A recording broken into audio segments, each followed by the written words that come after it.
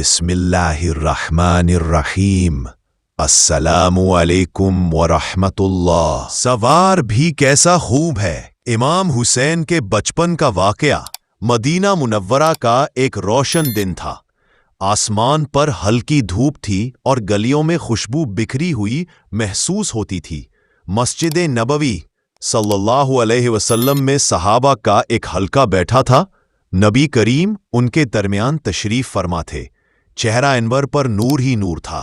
صحابہ خاموشی سے نبی اکرم صلی اللہ علیہ وسلم کے اقوال، نصیحتیں اور دعائیں سن رہے تھے۔ سب کے دل عشق رسول صلی اللہ علیہ وسلم سے لبریز تھے۔ اسی دوران اچانک مسجد کے دروازے سے ایک ننھا سا بچہ دوڑتا ہوا آیا۔ سفید چہرہ، بڑی بڑی آنکھیں اور معصومیت سے بھرا ہوا چہرہ۔ وہ بچہ کوئی اور نہیں بلکہ جگر گوشہ رسول صلی اللہ علیہ وسلم حضرت امام حسین علیہ السلام تھے، جو اس وقت صرف چند سال کے تھے۔ نبی کریم صلی اللہ علیہ وسلم نے جیسے ہی اپنے پیارے نواسے حسین کو دیکھا، چہرے پر مسکراہٹ آ گئی۔ اپنے دونوں ہاتھوں کو پھیلایا اور حسین کو پیار سے سینے سے لگا لیا۔ چہرے کو دیکھ کر خوشی سے کھل اٹھا۔ چند لمحوں بعد امام حسین نے شرارت سے نبی کریم اپنے شانے پر چڑھنے کی کوشش کی۔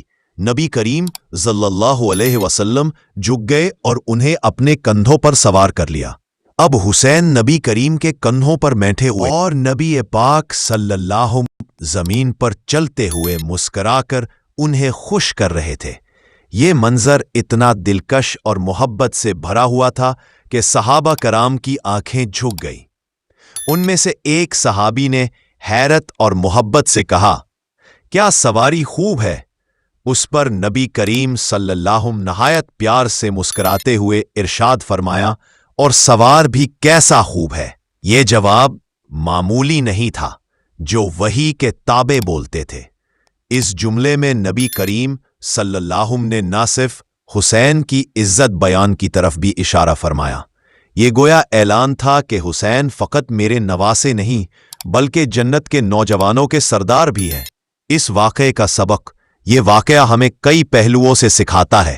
ایک، نبی صلی اللہ علیہ وسلم کی بچوں سے محبت۔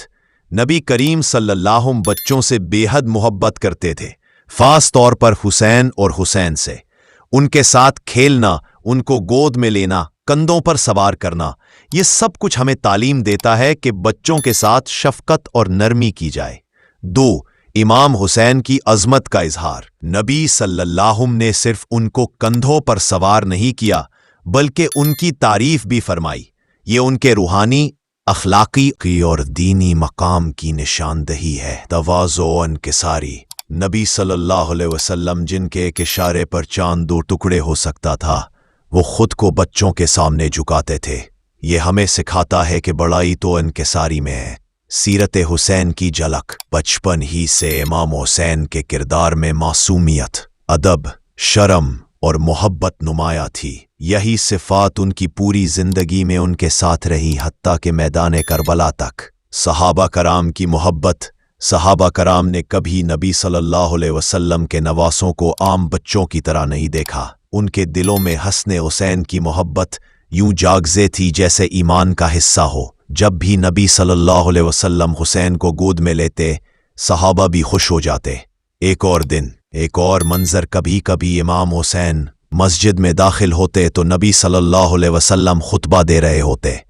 جیسے ہی نبی صلی اللہ علیہ وسلم حسین کو آتے دیکھتے، فوراً منبر سے اتر آتے، انہیں اٹھاتے اور اپنے ساتھ لے جاتے اور فرماتے، یہ میرے بیٹے ہیں، میں ان سے محبت کرتا ہوں، یا اللہ تو بھی ان سے محبت کر، اور جو ان سے محبت کرے تو ان سے بھی محبت فرما۔ ترمذی شریف۔ کربلا کی جھلک۔ اس واقعے میں یہ معصوم حسین، جنہیں نبی کریم صلی اللہ علیہ وسلم نے اپنے کندھوں پر سوار کیا، وہی حسین علیہ السلام تھے جو بعد میں کربلا میں دین کی حفاظت کے لیے شہید ہوئے۔ نبی کریم صلی اللہ علیہ وسلم کو بچپن میں ہی اس قربانی کا علم تھا، اسی لیے وہ کبھی کبھی حسین کو دیکھ کر رو بھی دیا کرتے تھے۔ اختتامیہ۔ یہ ایک چھوٹا سا واقعہ، سوار بھی کیسا خوب ہے، دراصل ایک بڑا پیغام ہے۔ بچوں سے محبت سیرت نبوی صلی اللہ علیہ وسلم کا حصہ ہے۔ امام حسین کی عظمت اور کردار بچپن سے ہی نمایاں تھے، اور نبی کریم صلی اللہ علیہ وسلم نے ہمیں سکھایا کہ دین صرف عبادات کا نام نہیں بلکہ محبت، اخلاق اور کردار کا بھی ہے۔ آمین یا رب العالمین۔